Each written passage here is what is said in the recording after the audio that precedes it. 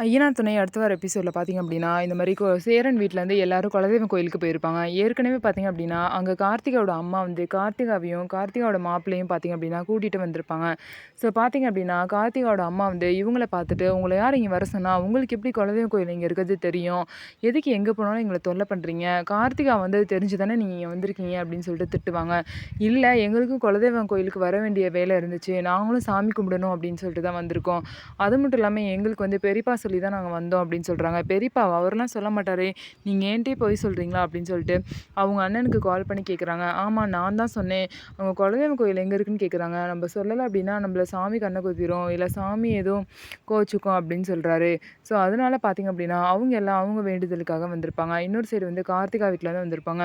கார்த்திகா வந்து சந்தோஷமா அவங்களோட ஹஸ்பண்ட கூப்பிட்டு, இந்த மாரி மாமாவும், மாமா ஃபேமிலியும் சாமி கும்பிட வந்திருக்காங்க அப்படின்னு சொல்லிட்டு, அவங்க ஹஸ்பண்ட் கிட்ட எல்லாத்தையும் வந்து காட்டுறாங்க.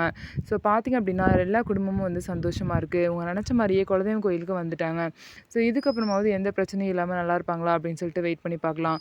நம்ம வீடியோ உங்களுக்கு பிடிச்சிருந்தா நம்ம வீடியோவ லைக் பண்ணிக்கோங்க. மறக்காம நம்மளோட சேனல சப்ஸ்கிரைப் பண்ணிட்டு பாருங்க.